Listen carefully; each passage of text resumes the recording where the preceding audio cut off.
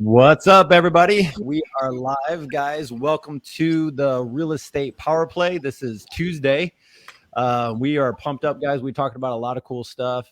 Before we got started, we're just talking about the different ways of creating passive income for real estate investing and the different ways to go about doing it. Today, we have the Mark Monroe. He's with us today. He is local, which means Florida coast, right? What's going on, gentlemen? How you doing, Gabe, Marty?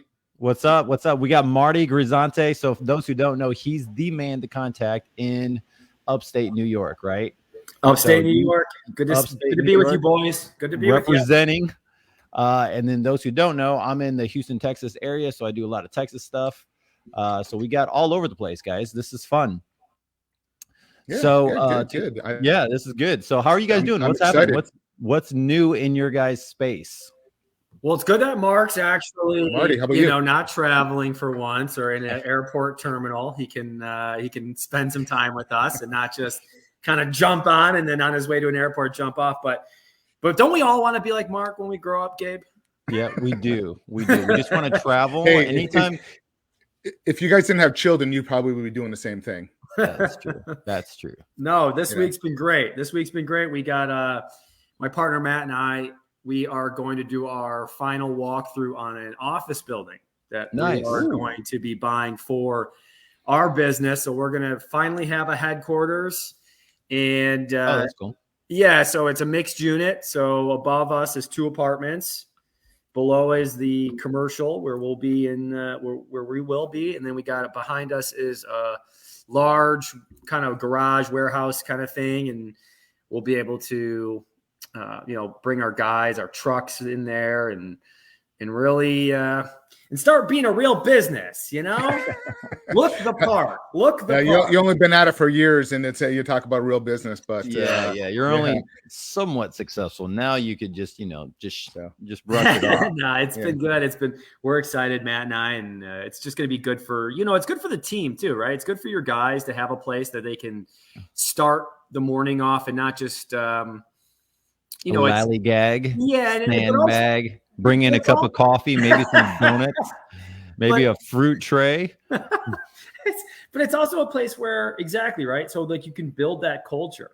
You can't really do that from a home office as much. And I really I think the tough thing for a lot of businesses where they have their employees work from home is building that culture. I don't know how they do it, but anyway, that's what we're excited about. What about you, Gabe? Oh man, we are doing a lot of cool stuff. Looks like we're going to be involved with the mobile home park, which will be pretty cool. I give some updates on that, where we're going and all that stuff. So those who don't know, we look at land, mobile home parks, RV parks, storage facilities. I started off with doing a bunch of single family stuff. So we can definitely go into that with passive income and be able to help everyone go through that process. But this is a fun experience. I'm actually writing up some permitting documents and other stuff that we got to do. It's a unique experience and it's really fun.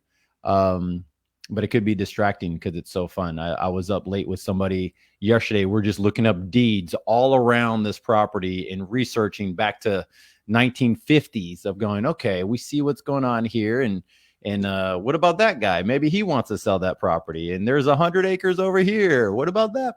So it's just so addicting once you kind of know how things work.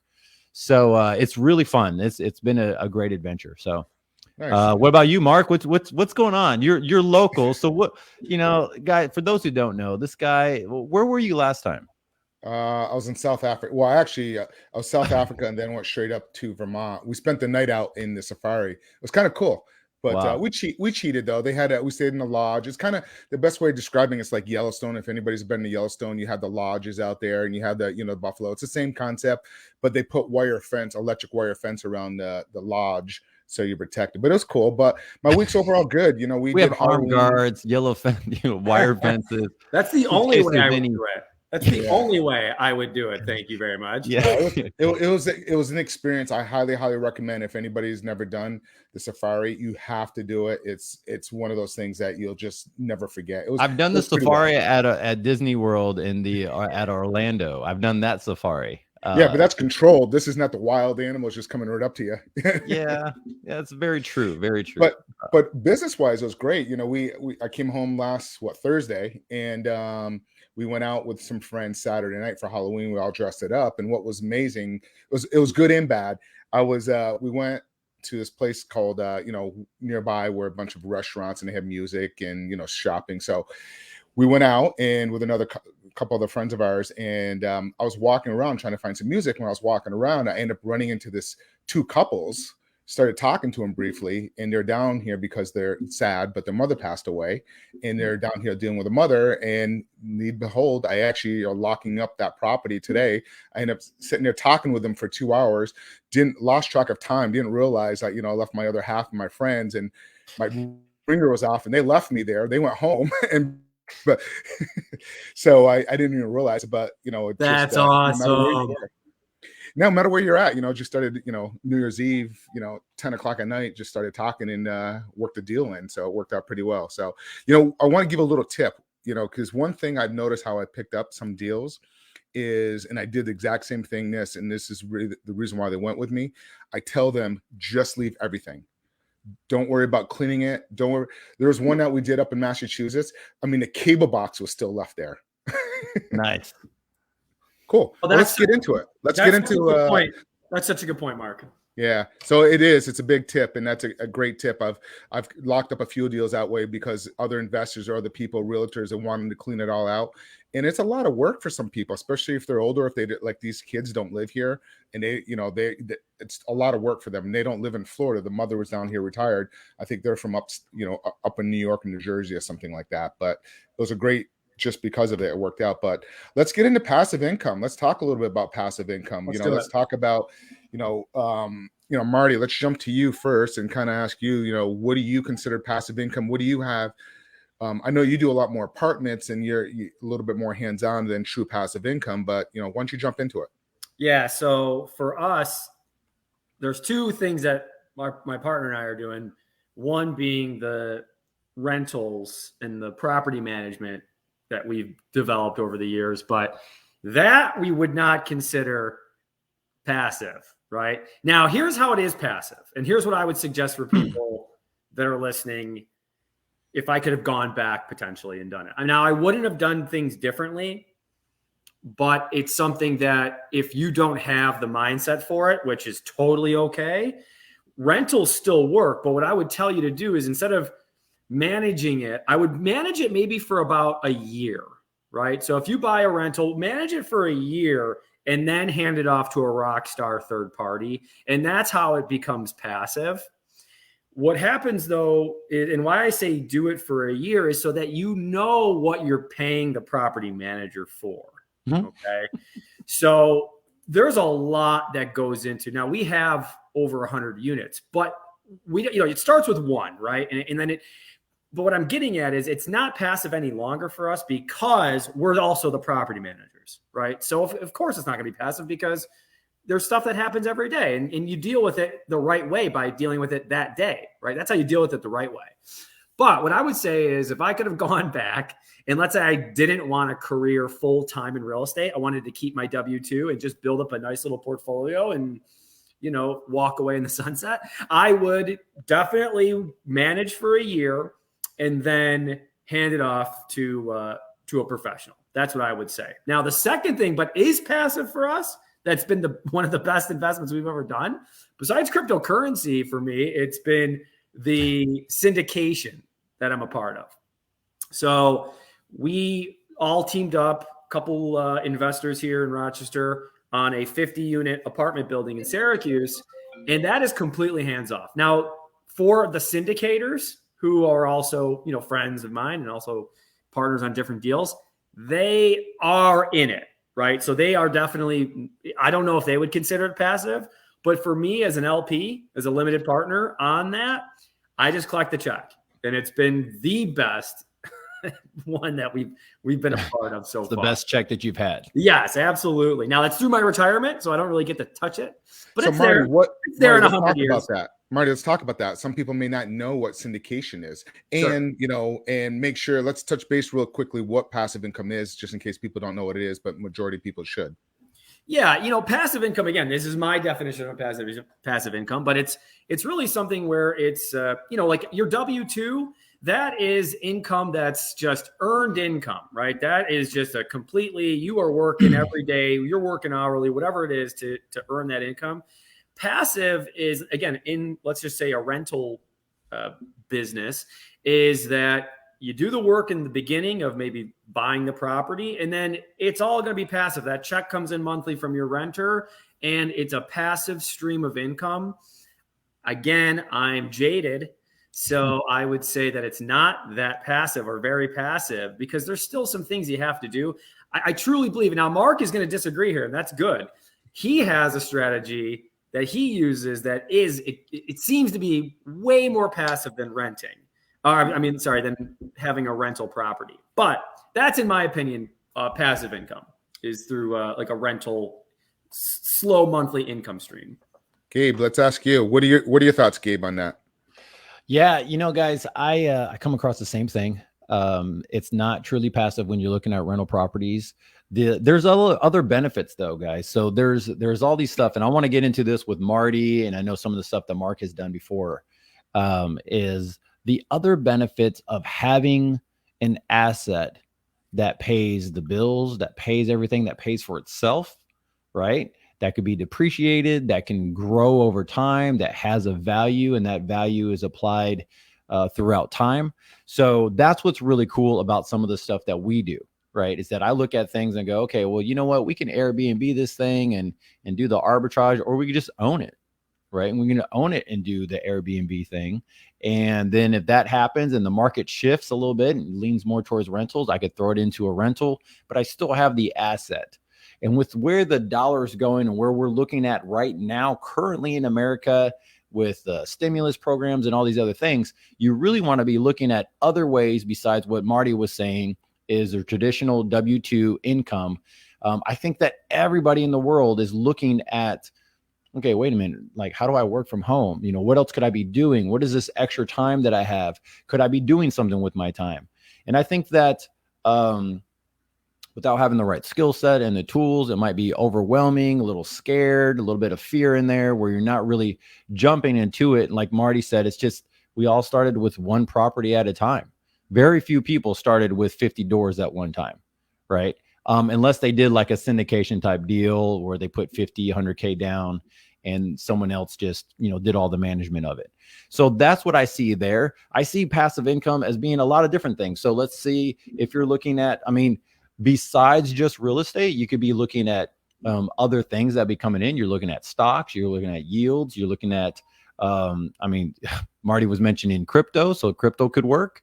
A lot of other things that could be just passive income that's coming in. We're choosing real estate as the asset, right? And we love real estate because it has so many benefits. And so that is what I look at. I'm also jaded. All right. We do property management on some of our properties. We're about to get out of doing some of those things because I started adding up my time and the value of it and what I could be doing more, because I'm now at that level of saying, okay, I think I'd be doing something more productive with my time. And that would make it even more passive, right? And then as I grow, I want to phase out something else, which makes it even more passive, right? And to where there's less of my day-to-day involvement in it and just more of me playing a different role. So that's what I look at because I like freedom. That's another cool part about passive. And so there's all these cool things about like time, energy, and money that we all have to do individually for our own deal. But Mark, and then we'll go to you. We can't get to passive without doing the work, right? We can't get there without making that first leap of saying, I have to acquire something. I have to do something. I have to do some type of value or work to start that machine going. So with that being said, Mark, you started this machine a while ago of creating passive income. You do all types of creative strategies. You're like a creative guy.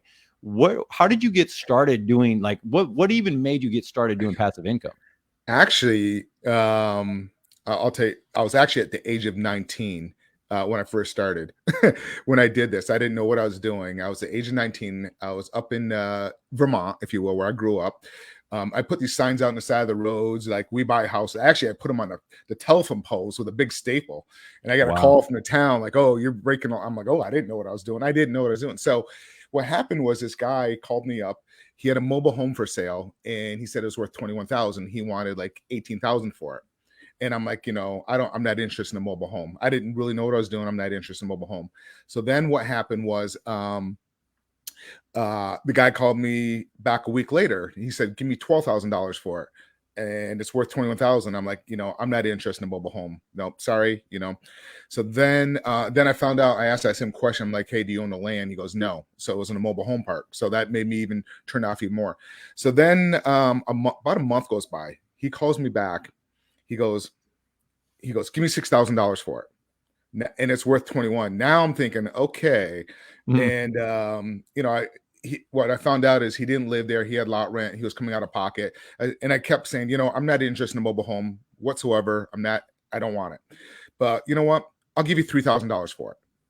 He goes, come on, give me $4,000. And I said, no, I'm not interested in a mobile home. So he goes, okay, I'll do it for $3,000. So what I did was I said, okay, I'm going to send somebody out. We're going to do the contract, get an inspection. So back then we had newspapers. I ran a classified ad. I put mobile home for sale, $25,000. Mobile home owner financing, $3,000 down. So the first lady called me up. She went out and looked at it. She loved it. She bought it. She gave me the $3,000, which I used that $3,000 to buy the mobile home. And then I created a note at 7% for 7 years. It was like $279 a month. That was my car payment at age 19. Wow. I didn't know what I was doing. I'm sure the paperwork was amazing, all messed up. Dude. So that's what really got me into it back in the day. And but then after that point, I really didn't do real estate for several years. I was just focusing on learning business management at that time. But that was really my first taste of how I created. Wow. And it was my car payment for, I don't know how many years. At 19, that's a lot of money. You don't have a lot of money for your car payment at that age. Yeah. So that's but what you guys were saying, like Marty and you mentioned, and even Gabe. So if you technically really turn that over to a property manager and just collect, that would be passive income for you, correct? Yeah, I think so. Yeah, it'd be very similar to like a syndication where you're really just managing the property manager at that case. So when you find a rock star property manager, it really should be passive. So yeah, absolutely. I 100% agree that it would be more passive than if you were doing it yourself. Got it. No, I like it. When I look at deals, I prefer now. I finally took down that one property up in New England about a month and a half ago, and now I'm becoming a landlord of 11 doors, and it's taken a lot of time and energy. Where you're right, that is not considered. It could be passive income, but it's going to take about a year to kind of get it positioned correctly. Then we'll turn it over. But yeah, that's another one. What I love doing for passive income is like somebody just mentioned about creating notes. I can't tell you how many notes I've created in different type of deals. That one was a note the example I just gave you. But so Marty, about how do you, I'm just curious because I'm not big into crypto. I prefer, and Gabe and I actually had this conversation early this morning. We were texting back and forth and he was talking about crypto. How do you pull money out as a passive income to pay your bills off of crypto, or are you just kind of playing it and letting it ride? I'm letting it ride. I'm a hodler, as they say. A hodler. And no, it's really, I look at Bitcoin or Ethereum, which is what I invest in, as probably the best asset class right now for me personally. And why I say that is because you can, unlike gold, you can take it with you anywhere. It doesn't have to be, gold can get heavy the more you buy, right? So you need security with gold where you don't need that with Bitcoin. If let's say you're moving it, right? I can send it very quickly, which you can't do with gold. That's very cumbersome. So it's just, I can see, here's what I know for a fact. Go talk to a 25-year-old, 30-year-old.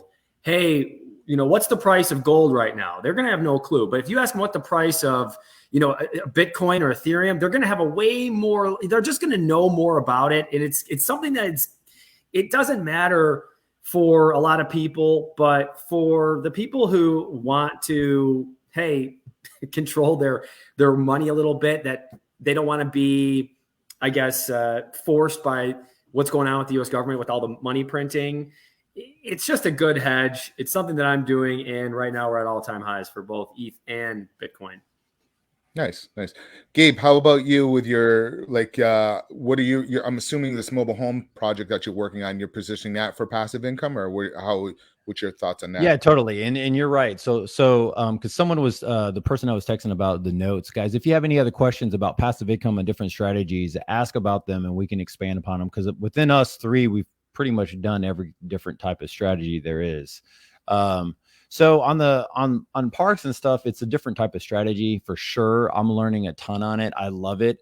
I'm still new into a lot of it. But the way that I see it right now is that basically it's a longer term strategy. It's something that I don't plan on holding on to forever. Is basically you're repositioning something that's a little bit old, right? That someone just got tired of expanding on, they didn't want to do anymore, or there might be some updates that need to happen, some improvements. You go in, you get the improvements up and going, kind of like you would do in an apartment complex. That's you just kind of reposition. And so what that is basically you're putting money back into the property. You're fixing some of the utilities. You're fixing maybe moving the water to the whole community doesn't pay for the water, or so it doesn't pay for it now. And then you're just going and putting meters on every single unit, right? Same thing with electrical, and see if you could do that where you're making all the electricity to be on the tenant.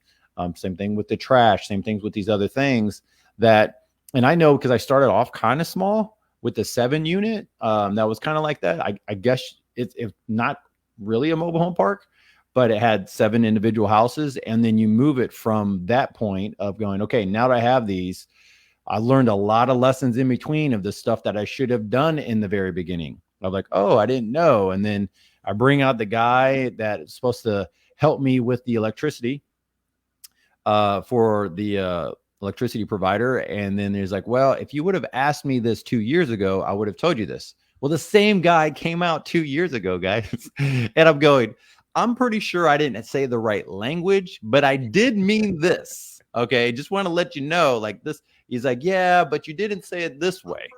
And I'm like, okay, well, there's $2,500 just wasted because I didn't ask the question the correct way, which isn't my strength. Okay. So that's kind of what we do. So I look at stuff like that. I look at areas. I like the rural type things. I like the land type stuff. I think it's fun. I get to take my family with me sometimes, and my young boys, and they'll go out there and they'll mess around on it and do stuff. So it's just cool learning opportunities also. But I think that I could create different type of learning opportunities for them without me being so present involved in it. So we got that going on. So as far as strategies, those are the ones I like. Okay. So normally it's looking at like rental properties. Now I'm looking at rental properties on a bigger scale. Right. And then I'm looking at, because it's at a bigger scale, there's repositioning, right? Which means let's dig into that a bit, Gabe. Like repositioning, yeah. I think a lot of, I mean, that when I first started, that kind of went over my head. I was like, what does that mean? Like, is it like value add, or what is it cutting expenses, increasing income? You know, there's all these things. So like, in your opinion, what does that all mean for you? Well, I mean, repositioning is technically, from what I'm gathering, is basically taking a property that, like you said, your office warehouse or your office space, and you may be putting a warehouse on the back end, or you're doing some other things extra to kind of change the dynamics of the property, right? Value add stuff. If you look at value add for the strategy of real estate and developing real estate or adding to real estate, you're just adding value to a property that might have, you picked it up for 100, it might be worth 200, you put 50K into it, and now it's worth 500. All right. And because of the way that you added value to the property and the current rates that have changed recently. So now, because you did this, now it's more appealing. People look at it differently, where before it was just a jalopy, you know, where there's, and I tell people this whenever I talk to JV or wholesalers or whatnot, it's like, if you have any property that has a tub or a toilet in the front yard that looks like a planter, call me. Okay. Like, I'm your guy. I want to go and buy that property, because normally, you know, when they're in that situation, they're just like, kind of just leaving it aside. They're not maintaining the property for that tenant, and they're just letting the people just ride crazy, right? And then they come back years later and they're going, oh my gosh, they totally destroyed this property, or this is what's happening to it. And so now we can look in here and we can say, what can we do differently? So this one that we're looking at, that we're working on right now, talked to the seller, and the seller's in a situation where she's like, okay, cool. I talked to all the tenants. They're all nervous. One, they want to know who to pay. And two, they want to know if you're going to raise rents. And I'm like, well, we're not going to raise rents right now. That's not going to be the first thing I do is get in. Right now, let's make sure we restructure everything, that everyone's paying on a set schedule. Let's make sure that everyone's actually performing the contract, the obligations to the contract, right? So that's the passive side. That's the stuff that you want to make sure is coming in. Then, this is my perspective, Mark, I'd like to hear yours, is then once that gets going, there's an increase. Oh yeah, whoever posted that, I'm always looking at property. So there's an increase at this point. Now that we have everything performing, this might be a year from now. If I don't add any more, mobile homes, if I don't do any more structural improvements, then I'm in full occupancy. Things are running smoothly. Things are good. Then you go back to the bank and you can refi, cash out, grab some money. All right. And then you're grabbing that money and you're applying it towards another project. So I got some really cool things to share people on that side of it, but I want to hear your guys' point of view. Like, what do you guys see, Marty? And like, how do you do? Because you got 100 doors, different type of properties. How do you guys look at the rental community or the properties? Yeah, I think similar way, right? I think it's a similar way where it's, what can we do to maybe increase the income, right? Are the rents low where it's like, oh, this is a no-brainer value add, right? Where you can immediately day one, just as soon as you close, increase the rent. Now, I know that's not in that case you just explained, but there are cases where that can be totally done, right? Same thing with expenses. If I see that the manager is just not really running it properly, he's got some sort of, fourth-rate property manager, and they're just bleeding them. You can kind of see those things, and you can pick.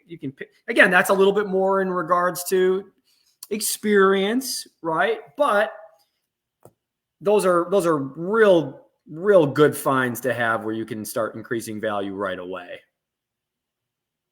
My thing was the way that Mark does it, though. If I could go back, that's probably what I would do.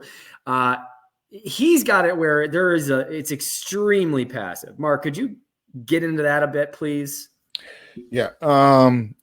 My goal is I know a lot of people have target goals of like acquiring all this real estate. My goal is always to be at a certain dollar amount for passive income. That's kind of where my goal is. And that's kind of one of the reasons why I like to travel. So I know I had that passive income coming in. And that's why I don't focus on doing a lot of volume. Like, and I get it. You're younger and you guys want that office and you want to create that environment. I'm a little older and I'm kind of like at a different place where I did all that. I had thousands of employees. I worked my butt off. And so I tend to I look for a strategy where I can purchase it through owner financing, through a creative strategy, and then I try to get my payments way below market rents. And then I turn around and I sell them on lease options. I give a homeowner or a buyer somebody an opportunity where they can actually own their home.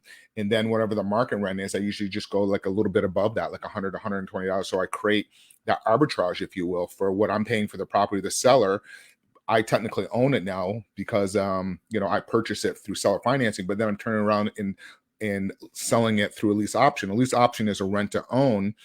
And it's a totally different clientele of people that are, and I like single family homes when I'm selling on my lease options and I like them in nice neighborhoods because, these children, they don't want to keep moving the children around. They want a home that they can live there. And actually, just like when we all grew up in a community with friends and family and you didn't want to move around. So that's kind of what I look for.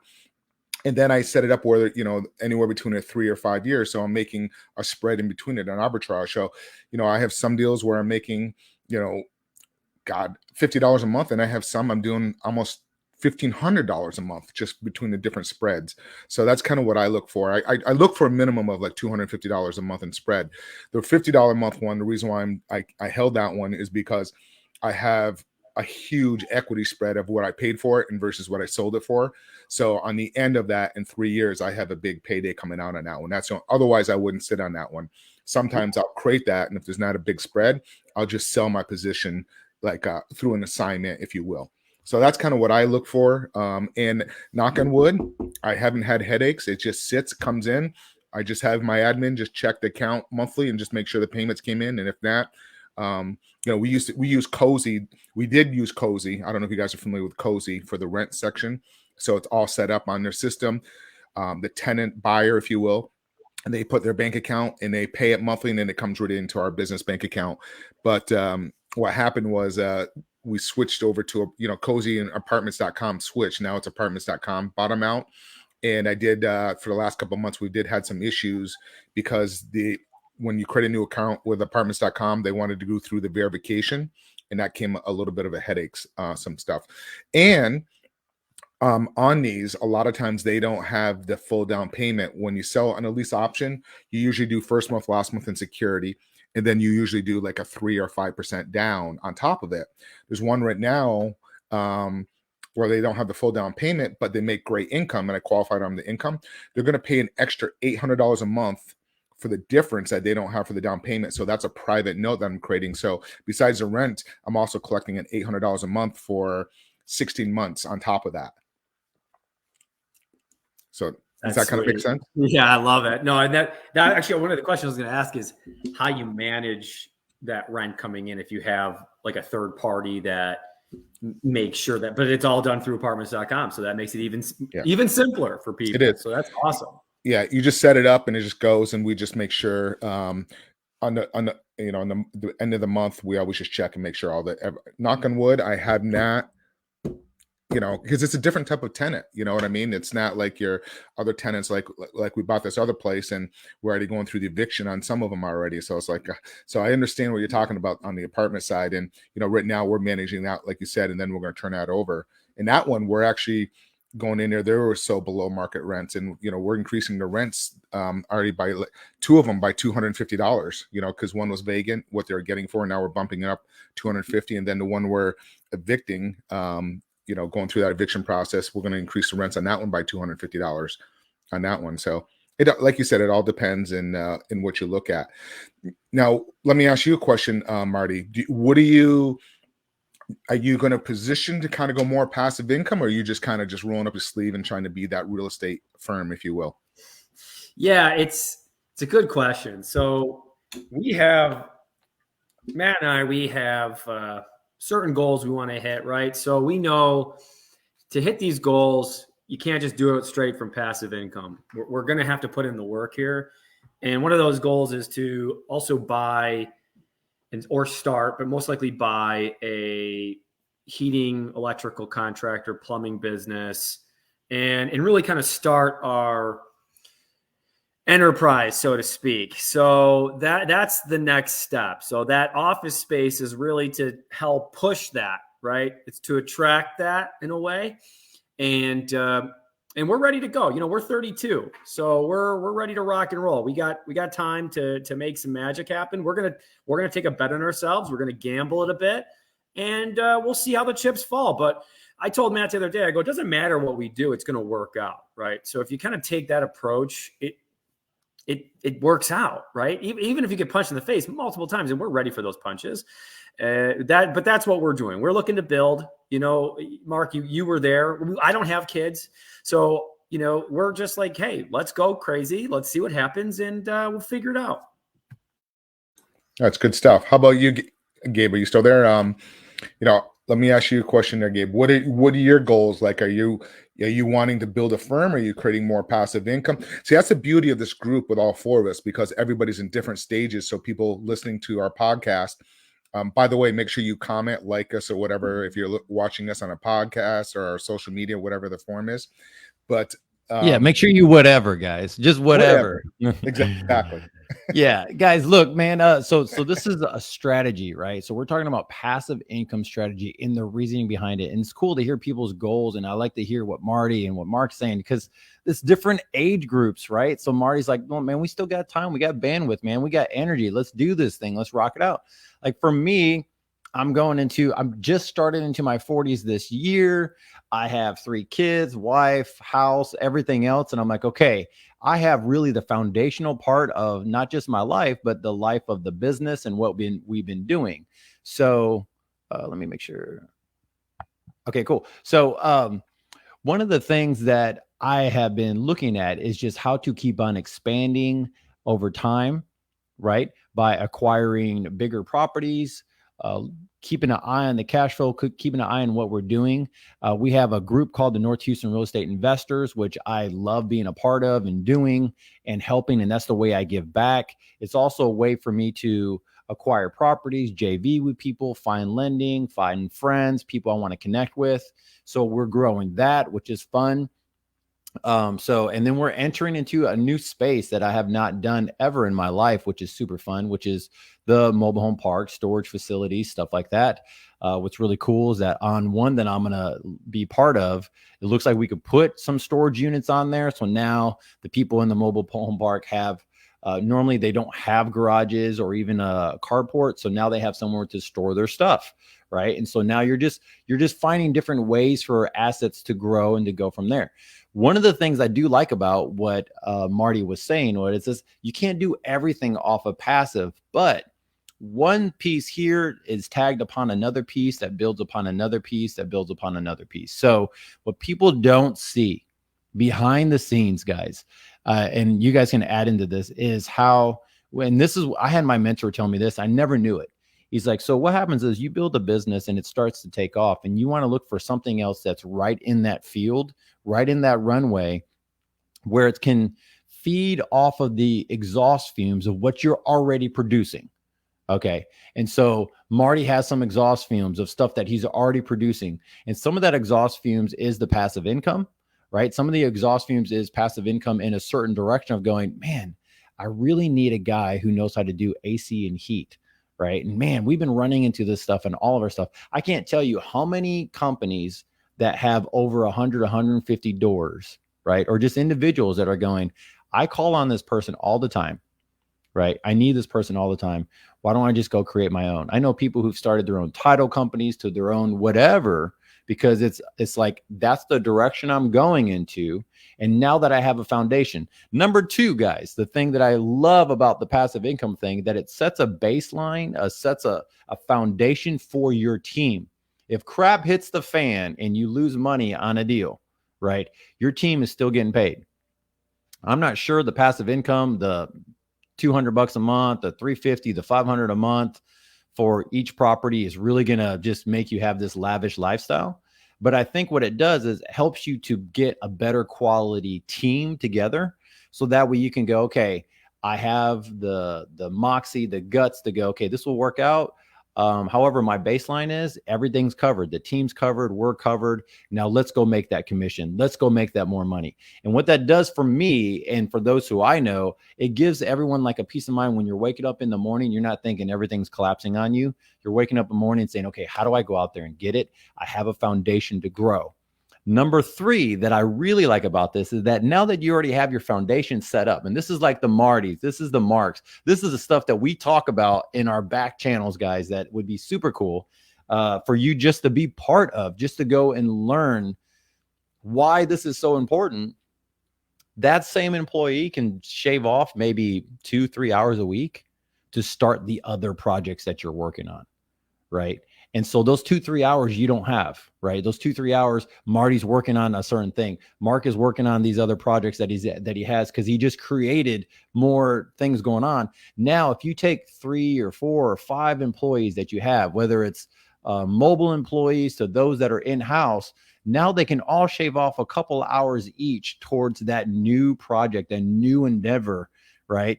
And so it's not too distracting from them. It's like, hey, let's just have a brainstorm on it. Let's just start talking about it. And now the person who does my admin is going, Gabe, I got it all set up. I'm ready for project number 5, right? And she's getting a certain bonus off of project number 5. So now she's involved. She wants to be involved. He's involved. He really wants to be involved because they see the benefit for them also. So these are cool things that happen, but you have to start with part 1, right? I love that, Gabe.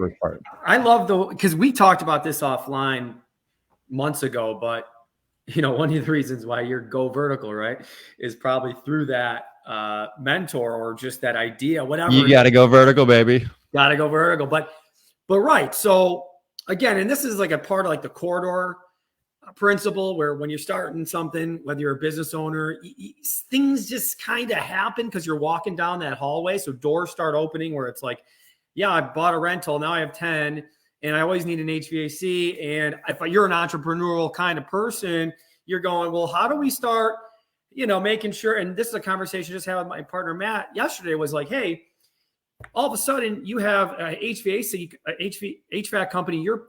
You're basically paying your own HVAC company to do the work on your own apartments. That's, all owned under this company. That's all right. So now you're building, and again, this isn't day one, right? But if that's something you want, or it's something that you think you can do, you can, right? So that's what we're looking at is how do we start to really build this thing because we believe that we can, and because that we will, and that's it. So that's the deal. That's what we're going at. Marty, I need an AC in one of our properties in down in the Louisiana area. The AC shot out. So I was see you down there.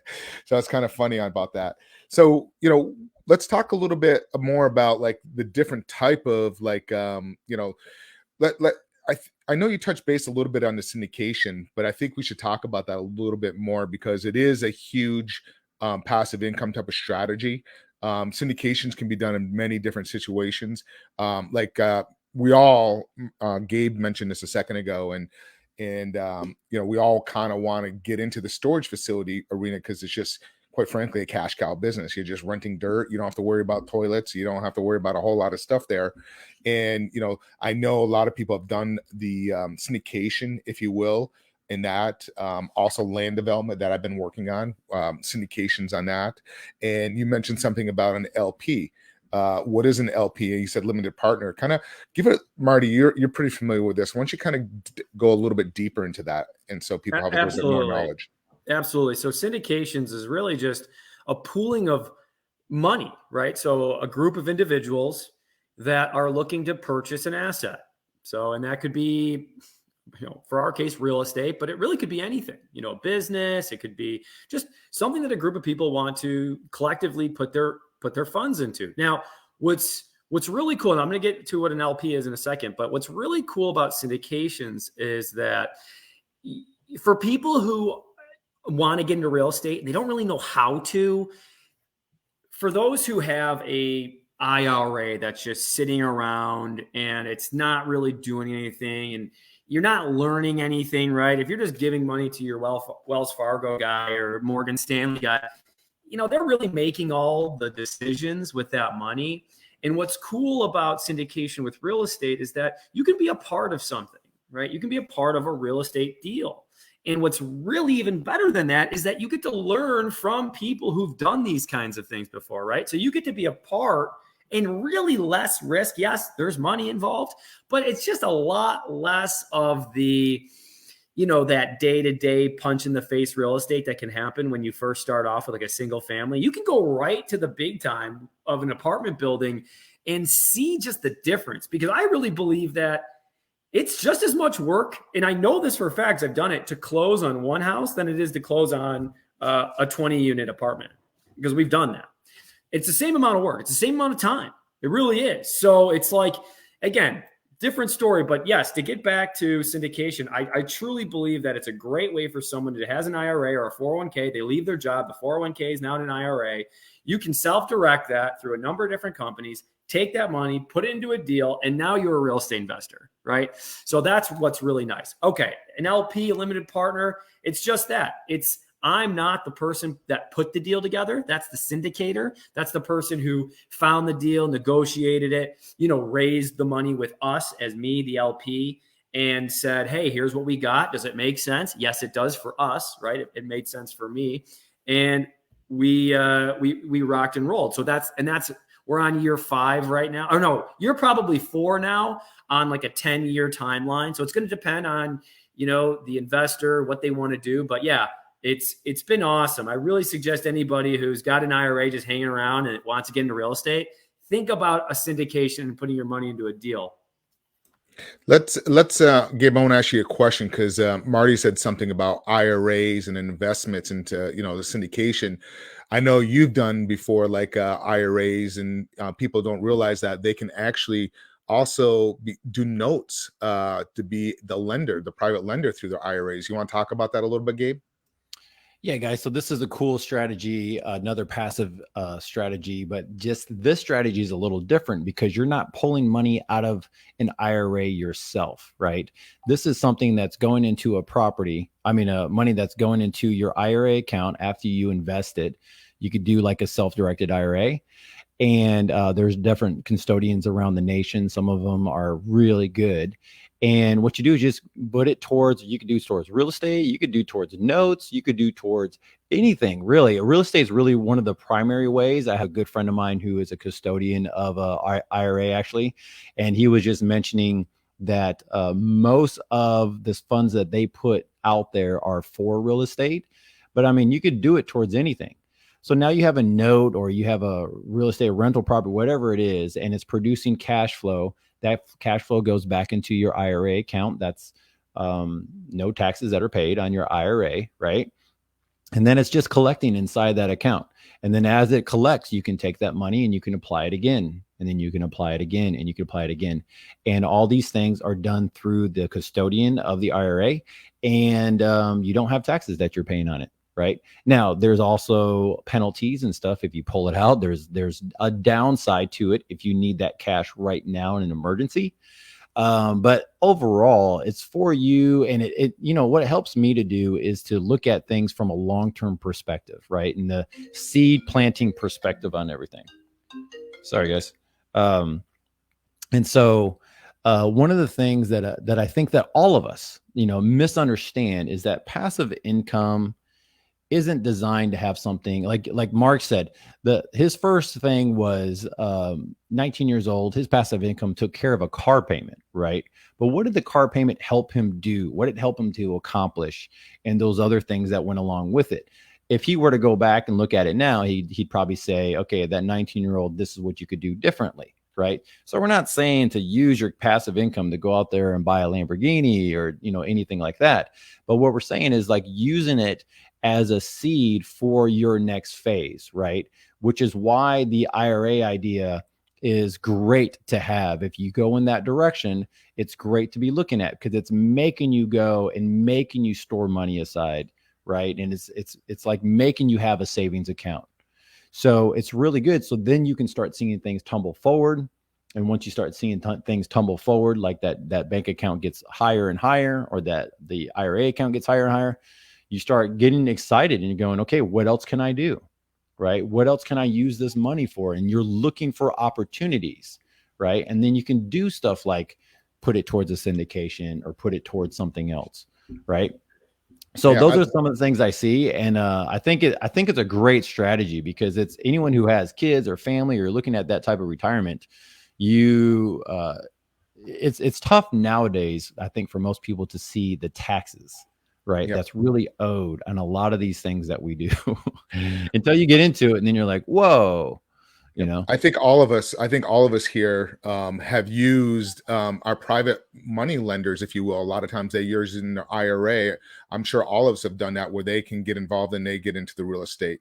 So yeah, I want to touch base on one strategy real quick because we're talking about IRAs and somebody new that's listening to this podcast or watching us and trying to get into this. Another strategy to create your passive income and to do it very cheap if you don't have a lot of money is doing a lease option, buying it on a lease option and turn around and subletting it and selling it on a lease option. So I've picked up deals with only 1 month's rent down, $1,500. I picked up a deal for, giving the seller, locked it up, and then I turned around and sold it, and I collected $1,800 in rent. So I created $300 a month in passive income, and I got down payment from my tenant buyer. So that is a good strategy. If you don't have a lot of money and you want to try to get into the passive income, look into learning a little bit more about lease option, also known as rent to owns.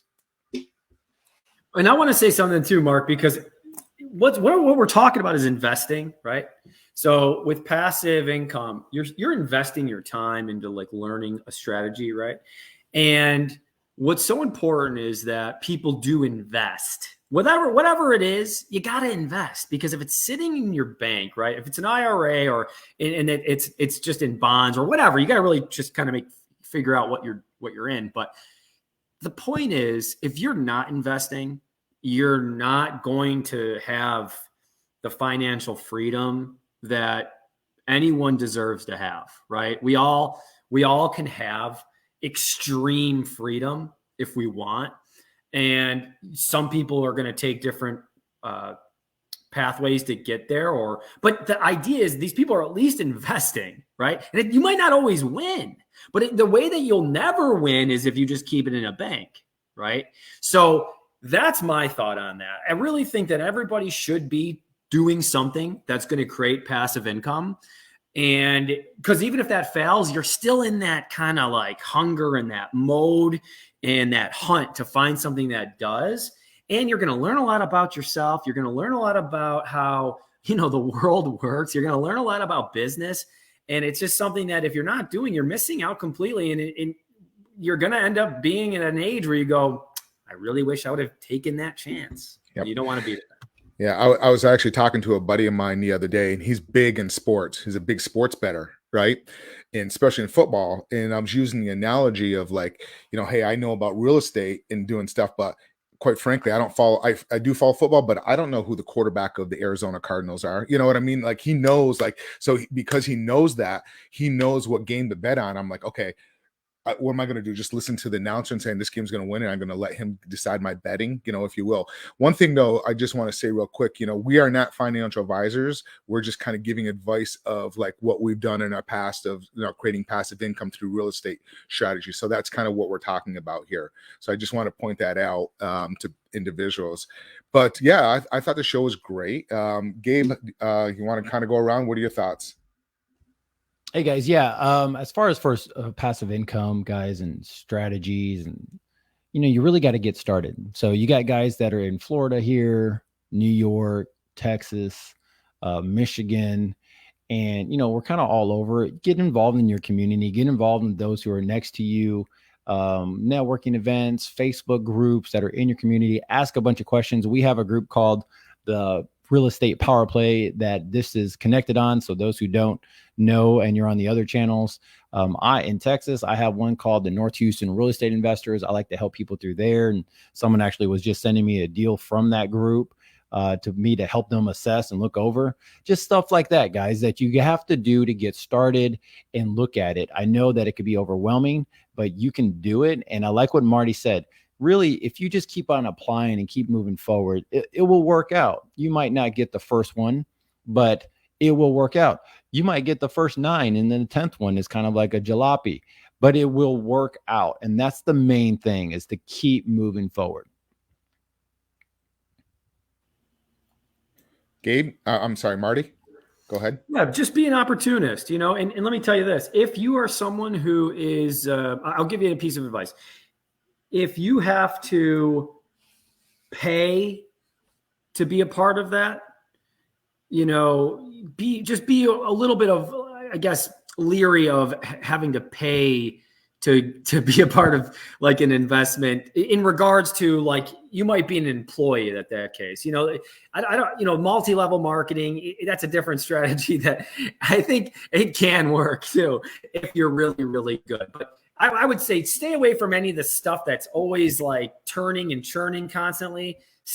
Get a mentor that's been doing things before the right way, that has success, that you can see has had success, and just be open and opportunist, and things will tend to work out your way. I love it. I like it. Gabe and I both agree. Marty, you said it right there. It's just kind of networking, and kind of like what you said before, is just kind of be open-minded and, invest, besides investing as the money, invest in yourself, learn, constantly learning, constantly be investing yourself and learning different strategies. I'm always out there. I just crave, I have that thirst for knowledge, if you will. And I'm always out there listening more and more podcasts, audiobooks, just different ways of kind of exploring. But at the same time, I want to make sure I don't get pulled in a different direction and see that, the shiny object over there trying to pull me into something different. Gabe and I were just talking about that this morning. We're talking about the crypto world and, where we're at. And I'm like, well, I like it, but for me, I like a fixed asset. That's me, but yeah, like you said, the younger generations love it, So Gabe, you want to close us out? Yeah, guys, thank you so much. Be sure to like and comment on there. If you guys have any questions, we'd like to hear your point of view of what you see as the best idea for doing passive income and the best strategy. Go ahead and post on here. We'd be happy to connect with you in any way possible. Thanks so much for joining us today, and we'll see you next time at the Real Estate Power Play. See ya.